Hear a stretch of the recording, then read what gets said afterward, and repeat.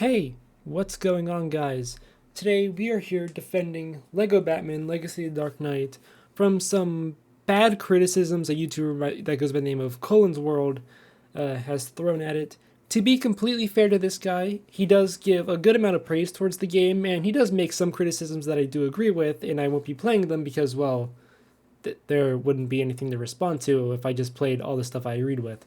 So for pacing reasons, I'm only going to be including the stuff that I do disagree with and naturally have something to say about.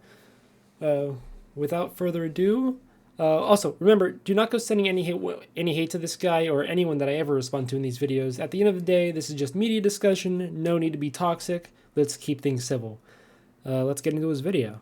If you've seen any of the marketing for this game, you know the game is made for Batman fans through and through. I think even casual Batman fans will be able to see that there's like a bunch of references in this game. Like every 2 seconds there's something there. And the fact that this game is basically the fifth Arkham game, but in Lego format. And I say all this to say that I think this is both a positive and a negative for the game. The entire story for this game isn't even really a story. It just kind of feels like a bunch of other Batman stuff put together and parodied. To be fair, they do kind of make it all connect in a way that I guess kind of makes sense, like chronologically, but like at the end of the day, it still just feels like a parody. Now, the saying that the game is trying to be the fifth Arkham game, or basically is the fifth Arkham game, is wrong, because while the basics of combat are very similar to Arkham, there is a lot more added onto it, and there is an Arkham Asylum themed level, yes, but it's also vastly different from that game outside of the opening where you're walking with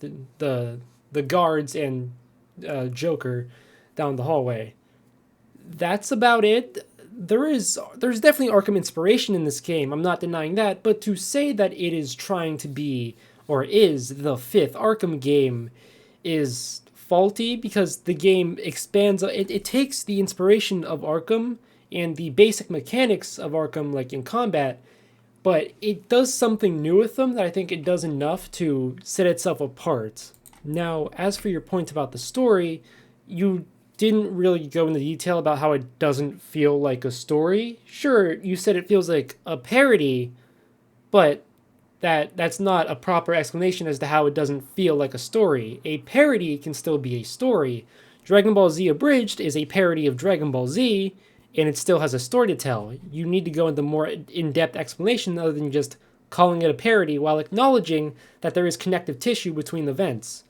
So I'm not entirely sure what your point is about the game supposedly not really having a story. I also didn't really like, there was an element of the story that I didn't really like as well. Like there was, like how Dick Grayson joins the Bat family. They literally imply that his family just abandoned him instead of, dying like they're supposed to. And the reasoning that they would have, like the reason that they would abandon him in this game was because Dick helped to stop a terrorist attack. What? I did not like that at all. That was just like, that happened and I was like, what? Why did they do that? And I also just don't like how nothing is taken seriously in the story at all. Now, I already know what some of you are thinking. Colin, it's a Lego game. What did you expect? And to that, I say, did you watch this movie? I made a video about it as well. You can go watch that too. But that movie is fantastic. It has fantastic writing mixed with comedy. And I'm not really going to give this game any less flack for being a Lego game than I would for any other game. While I don't really like the change to Dick Grayson's origin story, since this game is supposed to be celebrating all of Batman, or not all of it, but a general celebration of Batman and Batman media, but, they changed it, so I think it would have been better if they showed Dick Grayson's parents dying, since they already established earlier in the game with Bruce's parents that they aren't afraid to imply, at least, that, someone's parents have been killed. But as for your point about how, the implication is they would have abandoned him because he stopped the terrorist attack, you do realize Dick almost got them killed, right? They didn't die, but he still caused them to fall from a very high height. So it's not the only implication. I don't really like this. I still, like I said before, I don't really like the change to Dick Grayson's backstory.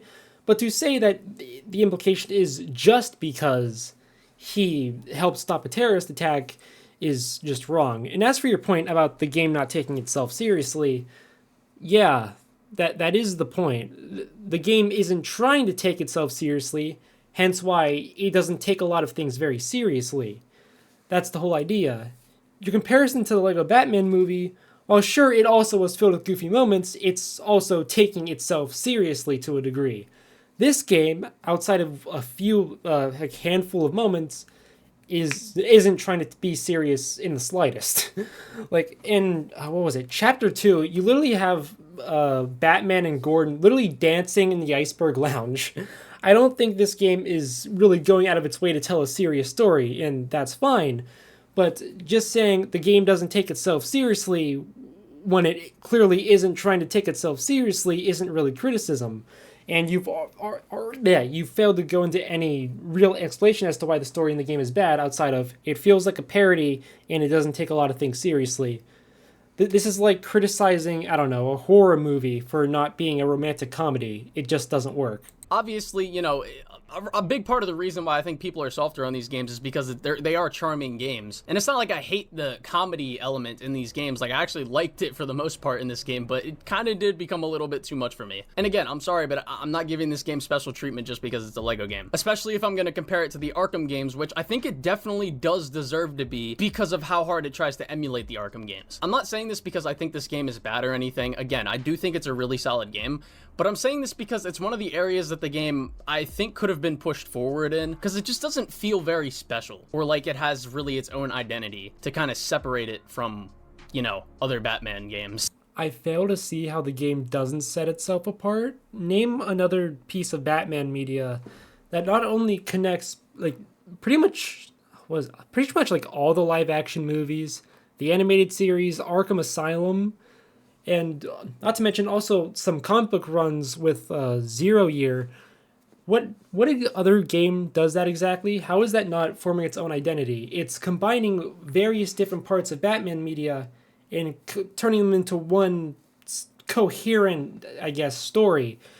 How doesn't that set itself apart? Combat-wise, sure, the basics of combat are the same as Arkham, like I said before, or very similar, but once you start expanding upon that in the game, they become very different with how gadgets work.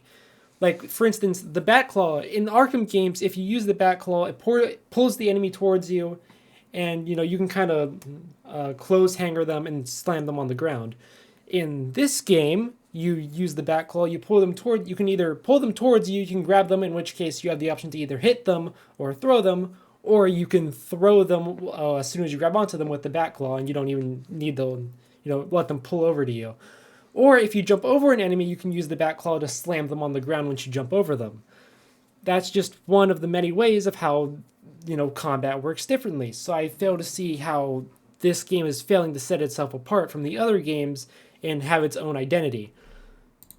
And this also goes for the combat too. Like, I think the combat in this game is great, but again, it's only great because it's basically Arkham combat with some bells and whistles that make it slightly different. How is it basically the same as Arkham combat? You keep saying that without actually, providing examples of how it's similar. The basics, sure, are similar. How a basic free flow works is there. You jump between enemies, you jump around the room punching enemies and whatnot, and, you press the counter button whenever someone tries to attack you. That's where the similarities kind of end. Gadgets work almost completely differently. Even like the Batarang, you can throw 3 of them at once with the Batarang with an upgrade, and they also stun enemies. Whereas in the Arkham games, they would either just kind of stagger an enemy for a second or just knock them on the ground for a little bit. Not to mention with the Batarangs also let you do the beat up or whatever. In the Arkham games, Batarangs didn't do that. You had to cape stun enemies. You're failing to outline how they're so similar, but you're moving on as if you already established your point.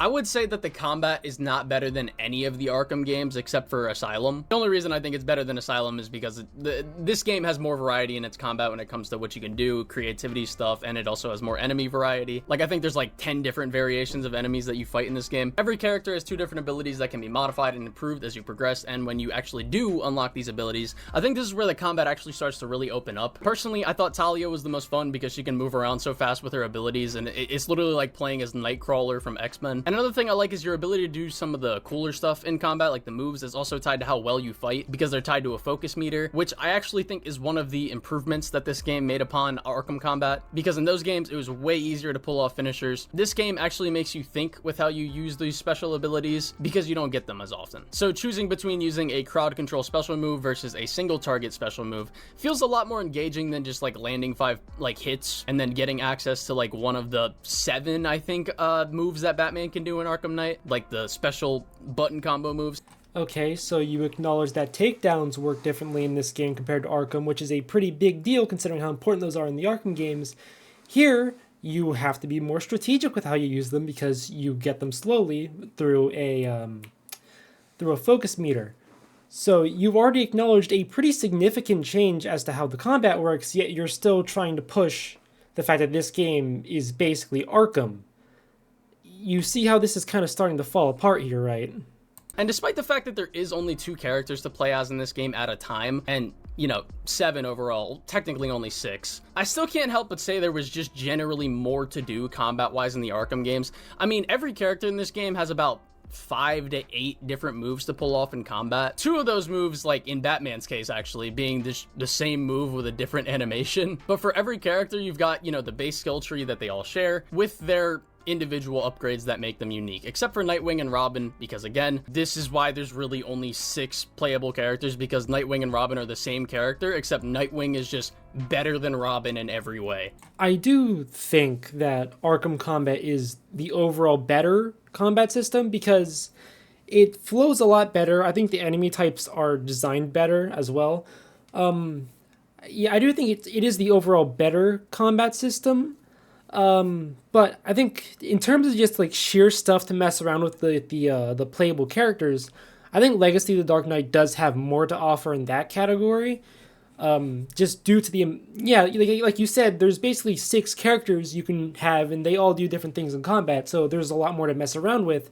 Whether, as in, you have Arkham, where you're basically just playing as Batman, and maybe a few missions where you get to also play alongside Robin or Nightwing, or I guess in the case of the DLCs, specifically Harley Quinn's Revenge and the Arkham Knight episode thing. You do get to play as other characters, but I think overall this game does have more going for it. But yeah, I can agree that Arkham is the overall better combat system, but also stating that this game has a lot more characters you can do and all the stuff you can do with them in your video, where you stated earlier that you'd think that this is just trying to be Lego Arkham. It kind of goes against this because there's clearly some pretty substantial differences between this game and Arkham combat-wise that goes against what you're saying about this game just being Arkham but worse.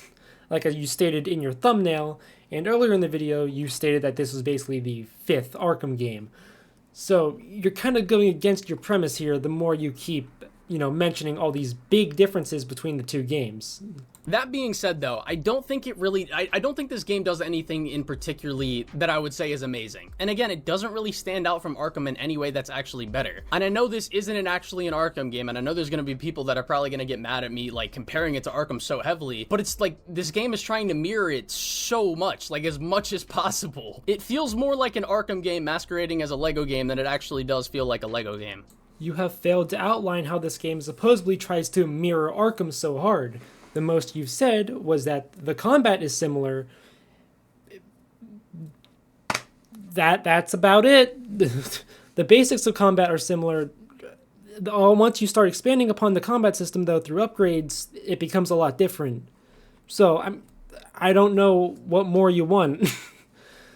Like it's Arkham inspired. It's not like the gameplay is literally just copying and pasting Arkham, and there's only one Arkham themed level. So I'm not really sure what you mean by it's trying to mirror Arkham so heavily. But like, The combat is good, but it's not better than Arkham. The traversal is fun, but it's also not better than Arkham Knight's. The gliding and grappling in Arkham Knight felt way better, and even in Origins and City as well. This game has the weird thing from like some of the earlier Arkham games as well. It didn't happen as much in City and Origins. It would happen like barely, but in this game it happens quite often to me, where the grapple will just act really wonky. Like sometimes you won't get the prompt to grapple on a place that you should be able to grapple to, even though you're aiming the camera where you want to grapple to. Or sometimes you'll just get stuck on something. The driving in this game also feels worse than Arkham Knight. It just feels very rigid, and I don't like that there's no drift mechanic either. Like, I'm not saying that the driving isn't passable, and the traversal challenges in this game were fun. It's actually one of my favorite pieces of side content, and I wish Arkham had more stuff like that as well. But I do think that both traversal methods feel very rigid. The vehicles feel like they only want to drive in straight lines. Same with gliding, and I'm not really a fan of how gliding speed is never affected by anything. Like, you will just stay at the same speed if you press the sprint button, whereas in previous Arkham games, especially Arkham Knight, you had a way more engaging system of maintaining and gaining speed. While I agree that traversal is better than Arkham Knight, to say that the gliding doesn't have any speed differences between when you don't press the sprint button and when you do is a lie. Calling all units. Backup requested in Cauldron North. Bad guys seem to have officers. As you can see from the footage I just showed, there's a very clear speed up from the regular glide to the, when you press down on the sprint button.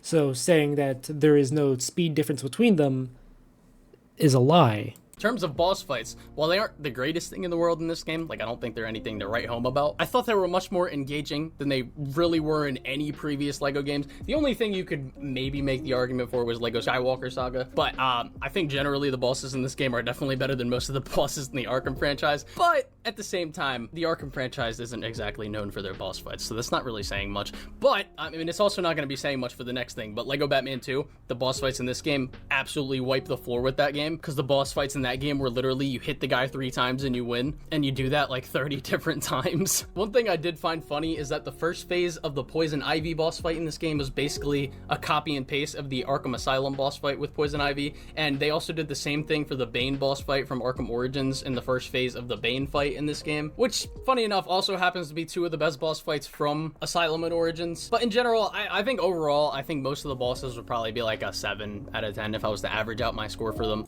Poison Ivy can spawn plants that, explode, and Bane throws crates at you. So no, they're not copy and pastes from Arkham like you're saying. I thought they were pretty creative with the powers and the identity of the character that you're fighting against. And just in terms of engagement, I don't think that they're completely brain dead. Honestly, the last boss fight, I actually died like twice fighting Talia. Granted, that was because I was I was awake for like 20 hours playing that boss fight. But at least that proves that, your brain needs to be functioning for you to beat it flawlessly. Overall, I know I did a lot of shit talking in this video, but I still do think this is a very solid game. I do genuinely think this is far and away the best LEGO game that I've ever played. The combat is fun, the main story has some really fun levels, the side content is also good, even if some of the stuff is just collectible shit. The combat is the best it's been in like any LEGO game ever. The puzzles are also the best they've been in any LEGO game ever, but it's just the fact that it tries to emulate the Arkham games so hard and does a lot of what those games did gameplay-wise worse, while also not having a story that stacks up to literally any of the Arkham games. Hell, I mean, honestly, I think LEGO Batman 2 even had a better story than this game. We've already been over how these games are different to the Arkham games.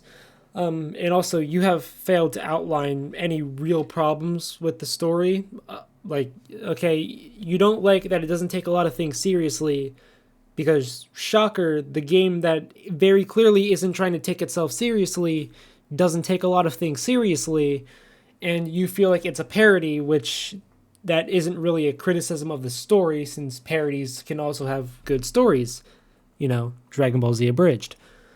I think the most interesting thing story-wise that happens in this game was actually the Killer Croc side mission. Everything else is just, again, a parody of previous Batman titles. I mean, even the character arc for Batman in this game, him accepting help from other people, has been done way better in Arkham Origins and the LEGO Batman movie. It's kind of just this game just kind of plays off that arc as like a passing joke or a passing mention that Batman doesn't like working with others. I just don't think this game is anything all that special, but still a perfectly fun game. I think overall I would give it like a 7.5 out of 10. Let me know what you guys think in the comments, and if you have any disagreements with anything I said. I thank you all for watching, and yeah.